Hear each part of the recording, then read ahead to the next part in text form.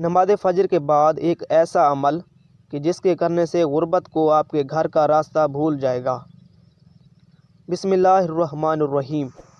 جو لوگ نماز فجر کے بعد سو جاتے ہیں وہ حضرت علی رضی اللہ تعالیٰ عنہ کا یہ فرمان ضرور سن لیں۔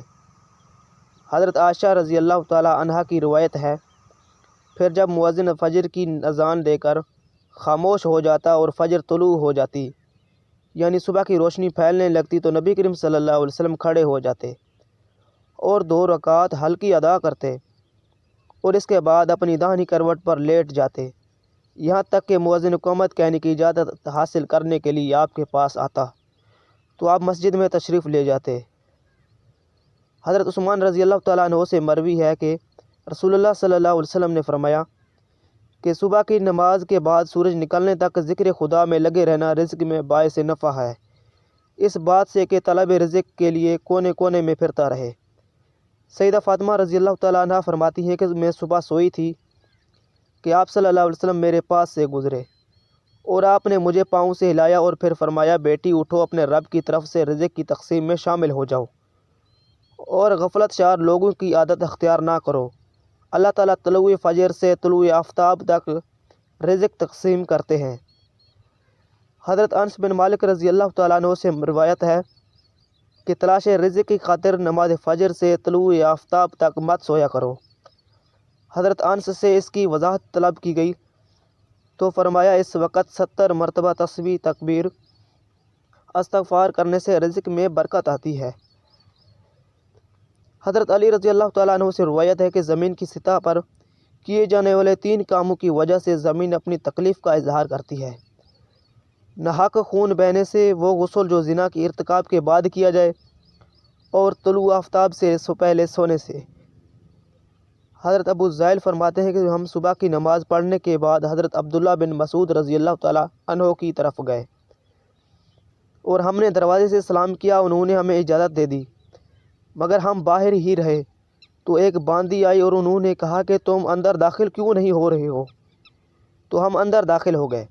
حضرت عبداللہ بیٹھے تسبیح پڑھ رہے تھے۔ انہوں نے فرمایا کہ تمہیں کس چیز نے اندر داخل ہونے سے روکا جبکہ تمہیں اجازت دے دی گئی تھی؟ انہوں نے کہا کہ کوئی بات نہیں سوائے اس کے کہ ہم نے خیال کیا کہ گھر والوں میں سے کوئی سو تو نہیں رہا۔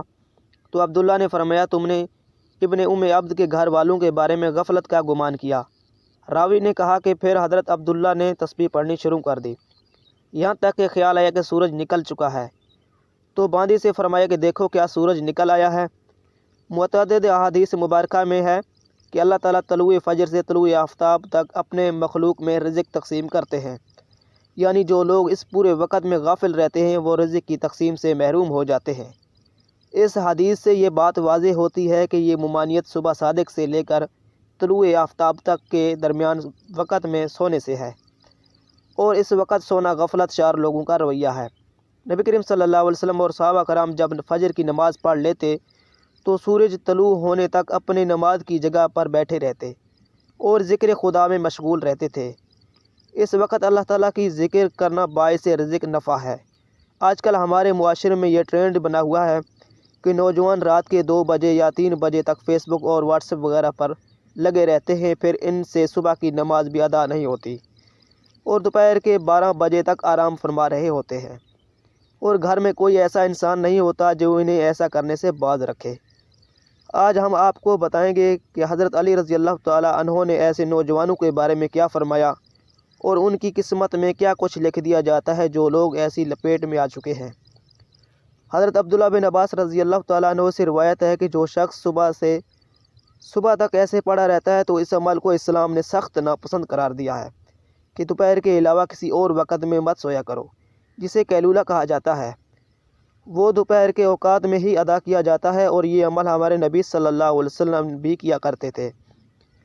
قیلولہ وہ نہیں جس میں دوپہر کے وقت کھانا کھا کر سو جایا کرتے تھے، قیلولہ وہ ہے جس میں آپ خواہ کھانا کھا چکے ہوں یا نہیں کھا چکے، بس تھوڑی دیر آرام کرنا دوپہر کے وقت، تاکہ آپ کا جو وہ باقی دن ہے وہ صحیح سلامت گزرے اور آپ دن کے باقی حصے میں اپنے آپ باقی کاموں کو اچھی طرح سے سر انجام دے سکیں۔ حضرت علی رضی اللہ تعالیٰ عنہ سے روایت ہے کہ میں نے رسول اللہ صلی اللہ علیہ وسلم کو فرماتے سنا ہے کہ کھانا کھا کر فوراً مت سویا کرو، کیونکہ اس سے انسان کے دل میں سختی پیدا ہو جاتی ہے۔ اور آج کے دور میں یہ بات تو اس گہرائی تک پہنچ گئی ہے کہ ڈاکٹرز کا ماننا ہے کہ اگر انسان کھانا کھا کر فوراً سو جاتے ہیں تو وہ دل کی مرض میں مبتلا ہو جاتے ہیں۔ یہی بات آج سے 1400 سال پہلے ہمارے نبی صلی اللہ علیہ وسلم نے بتائی تھی۔ اب آتے ہیں حضرت علی رضی اللہ تعالیٰ عنہ کی ایک ارشاد کے بارے میں، جس میں انہوں نے فرمایا، جب ایک دفعہ ایک شخص حضرت علی رضی اللہ تعالیٰ عنہ کی خدمت میں حاضر ہوا اور پوچھا، یا علی، صبح سویرے جو انسان سویا پڑا رہتا ہے اس کی قسمت میں کیا کچھ لکھ دیا جاتا ہے؟ تو حضرت علی رضی اللہ تعالیٰ عنہ فرمانے لگے کہ اے بندے، میں نے اللہ کے نبی صلی اللہ علیہ وسلم کو یہ فرماتے ہوئے سنا ہے کہ جو شخص صبح کے وقت سویا پڑا رہتا ہے اور فجر کی نماز بھی قضا کر دیتا ہے یا پھر فجر کا نماز پڑھ کے پھر سو جاتا ہے، تو جب آسمانوں سے فرشتے انسانوں کا رزق لے کر آتے ہیں تو وہ انسانوں میں بانٹنے لگتے ہیں۔ تو انسان سوئے ہوتے ہیں، اسی وجہ سے وہ فرشتے وہ رزق اٹھا کر واپس آسمانوں کی طرف چلے جاتے ہیں۔ تو جب بندہ نیند سے بیدار ہوتا ہے، اٹھتا ہے، تو ایسے لوگ رزق کی تنگی کی شکایت کرتے پھرتے ہیں۔ آپ نے دیکھا ہوگا کہ اکثر لوگ رزق کی تنگی کی شکایت کر رہے ہوتے ہیں۔ آپ صرف آزمانے کے لیے ان سے یہ پوچھ کر دیکھیں کہ صبح کتنے بجے اٹھتے ہو، تو وہ لازماً یہی کہیں گے کہ ہماری آنکھیں صبح کھلتی ہی نہیں، ہم تو صبح اٹھتے ہی نہیں، بہت مشکل سے اٹھتے ہیں اور صبح کے وقت اٹھنا بہت مشکل ہوتا ہے۔ لہذا یہی وجہ ہے کہ وہ رزق کی تنگ دستی کی شکایت کر رہے ہوتے ہیں۔ تو آپ سے گزارش ہے کہ آپ صبح فجر کے وقت جلدی اٹھا کریں اور نماز ادا کریں۔ کوشش کریں کہ مرد حضرات جماعت کے ساتھ نماز ادا کیا کریں، قرآن پاک کی تلاوت کریں، پھر آپ اپنے دن کا شروعات کریں۔ اب آپ دیکھیں گے کہ آپ کا دن کیسے گزرتا ہے۔ آپ کے دن میں برکت ہوتی ہے، اور جو لوگ 12-1 بجے اٹھتے ہیں ان کے کام میں کچھ یوں ہوتے ہیں کہ ان کو اپنے کام کچھ سمجھ ہی نہیں آتے۔ وہ یہ نہیں جان پاتے کہ آج کا دن کیسے گزر گیا، اور پھر جو کام کرنے لگتے ہیں پلک جھپکنے میں ہی شام ہو جاتی ہے اور مغرب کی اذان ہونے لگتی ہے۔ اور جو انسان صبح کے وقت جلدی اٹھتے ہیں وہ سارے کام ٹھیک سے سر انجام دے پاتے ہیں، اور ان کے رزق میں بھی برکت آتی ہے اور ان کی زندگی میں خوشحالی آتی ہے اور وہ تندرست رہتے ہیں۔ اللہ تعالیٰ سے دعا ہے کہ وہ ہمیں 5 وقت کا نماز با جماعت ادا کرنے کی توفیق عطا فرمائے اور ہمارے رزق میں بھی برکت عطا فرمائے، آمین۔